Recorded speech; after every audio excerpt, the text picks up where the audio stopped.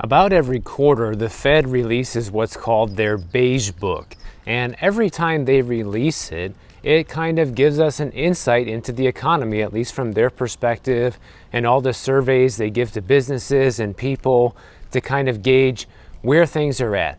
And one consistent theme that I've noticed over the past couple of beige book releases is how things are actually worse in real life for most people than what the beige book says.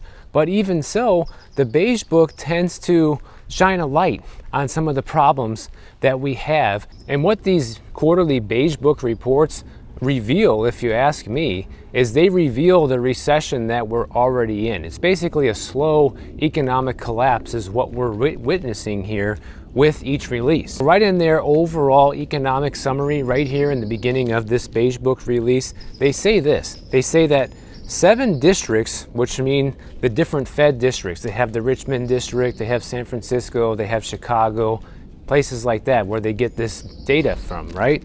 Well, it says 7 districts reported some level of increase in economic activity, but 5 noted that it's flat or declining economic activity.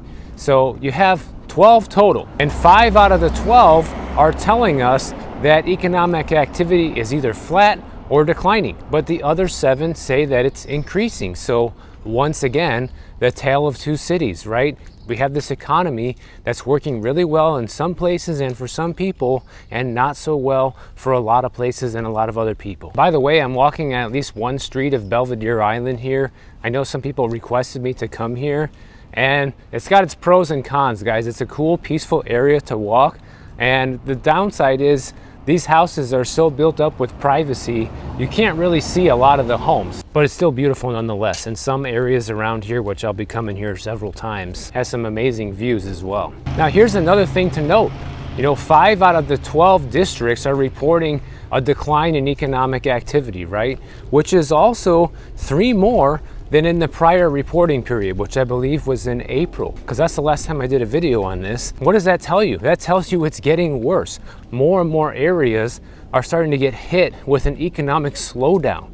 It's not saying that more places are picking up and business is getting better everywhere. It's starting to get worse everywhere. Another thing that they mentioned here in their summary is that wages continue to grow at a moderate to modest pace in most districts, while prices were generally reported to have risen modestly. So, okay, wages are going up, but prices are going up. That doesn't really help anybody.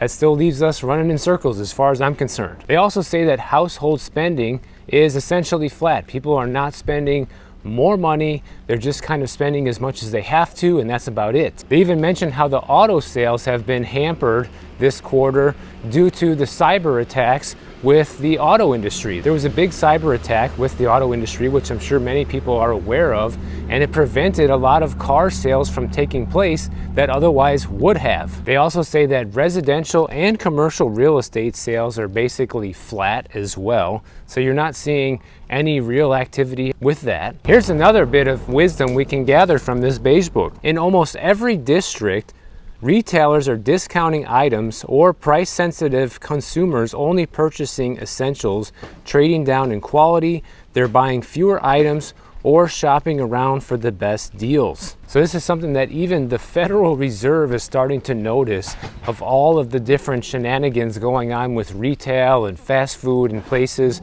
trying to gimmick people into shopping there again.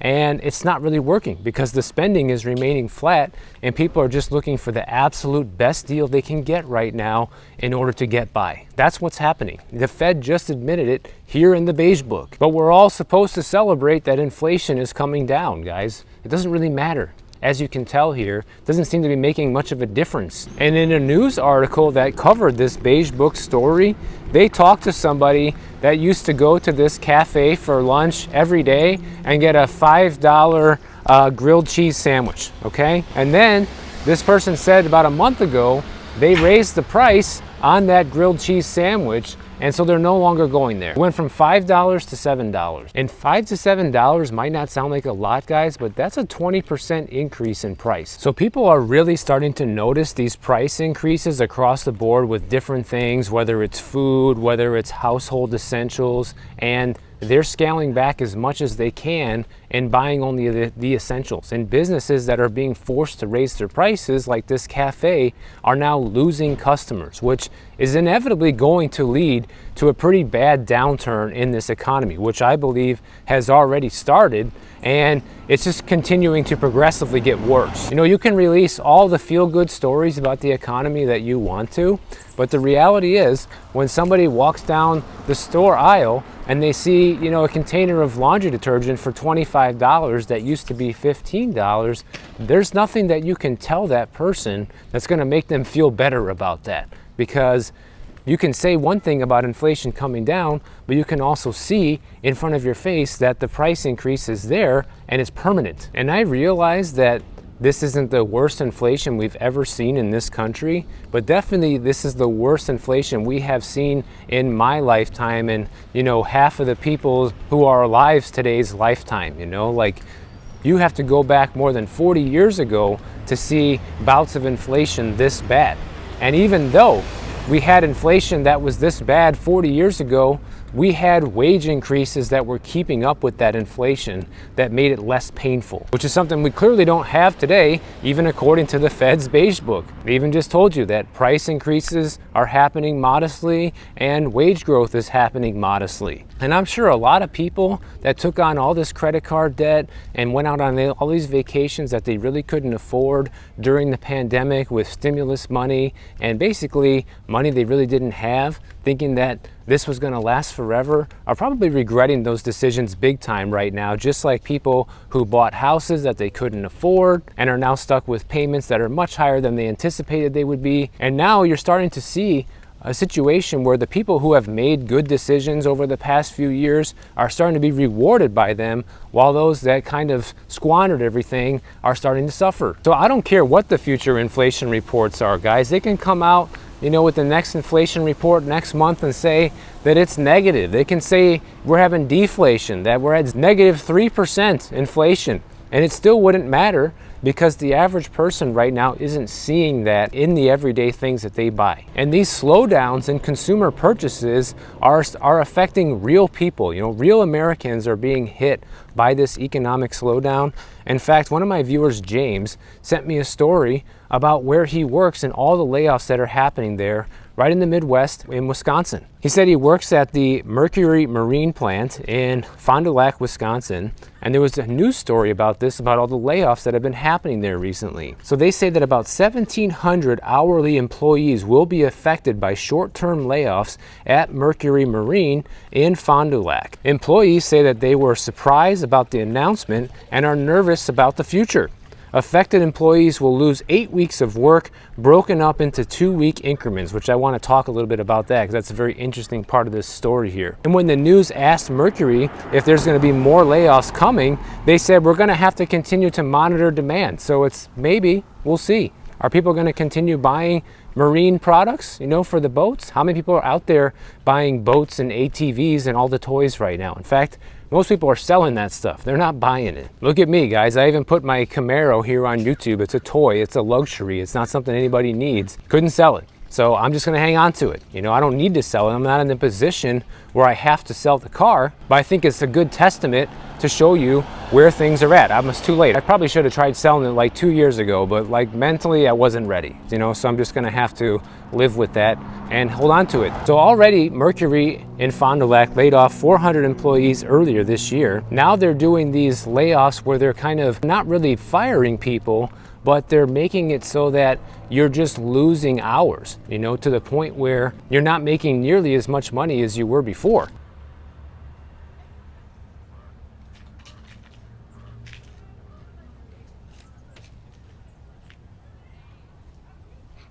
And what they're telling people to do is just apply for unemployment in the meantime. And so how these layoffs work is that 2 weeks per month, starting in July and ending in October, everybody there is just going to have no work, okay? So you're only going to be working half of the month. So you're only going to be getting half of your pay, and they're telling people, you know, you can file for unemployment for those 2 weeks you're not working.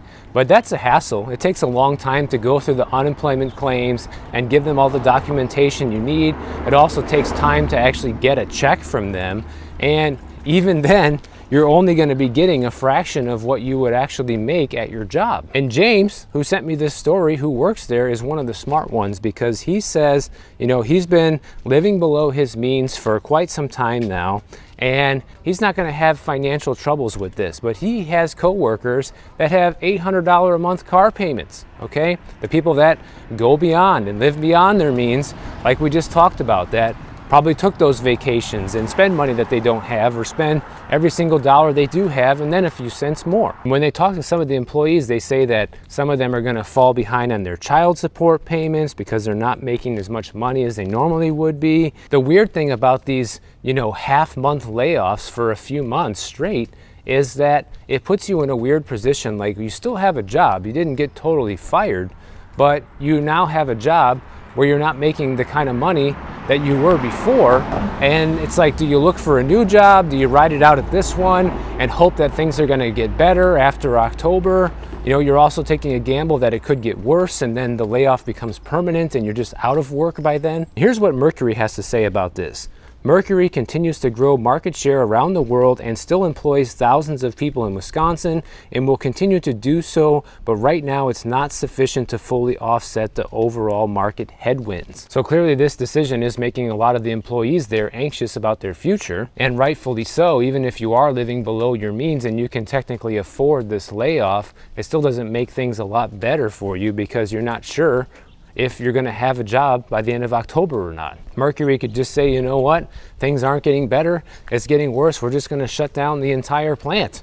And that's it, everybody's done. And that's probably going to be the likely move. I'm not saying for sure they're going to get shut down. Realistically speaking, guys, does anybody think that there's going to be a massive uptick in boat sales and ATV sales and different things like that that use Mercury products between now and October? No, of course not. We just talked about the beige book, how people are just spending money on the essentials. Even the Fed themselves say that people are not spending any extra money right now, and that stuff is a luxury, so the extra money isn't going to come. But it's interesting because at the same time, you have like this Mercury plant that's not doing good because they rely heavily on recreational vehicle sales and activity, right?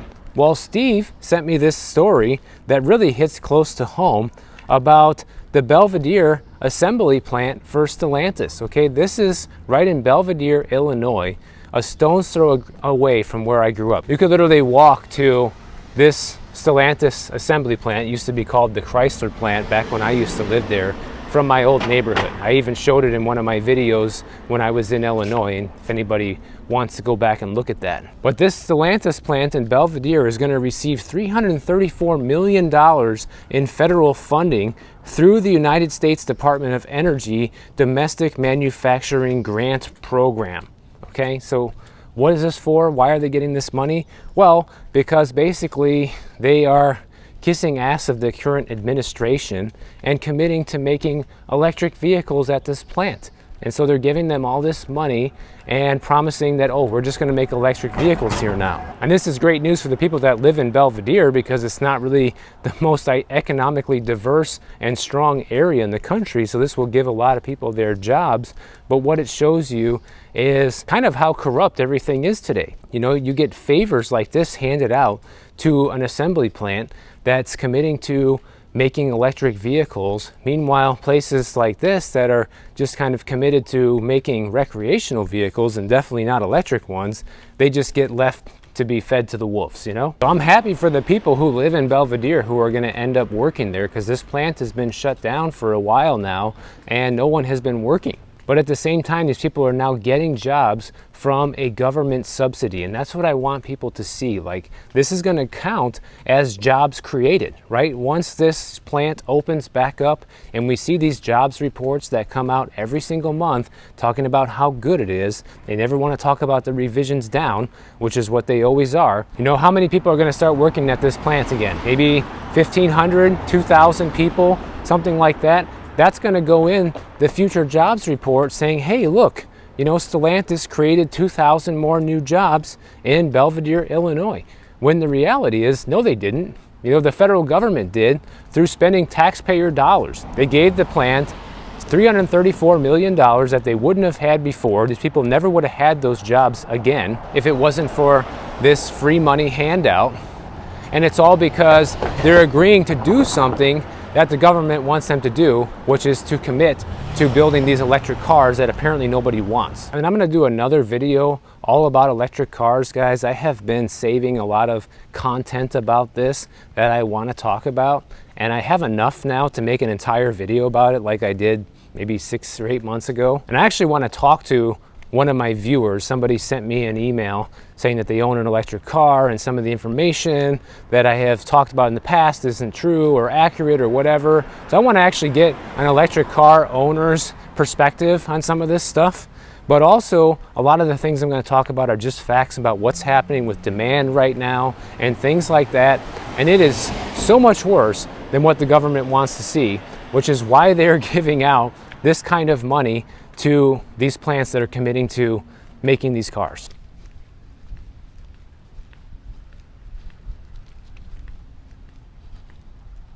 Now, I really appreciate all the stories you guys send me because a lot of them are very helpful for other people to know about. And another one I want to share is from Ed, which is a health insurance story, okay? He's also in Florida, and he has been with Baptist Healthcare for 18 years. That's his hospital network of choice, okay? And he has the Florida Blue insurance plan, which just for him and his wife costs $701.52 a month. A crazy amount of money. And I actually used to have Florida Blue as well, and I can testify to how terrible of an insurance company they are. It's why I don't have them anymore. But something happened to Ed's insurance plan, midway through the plan.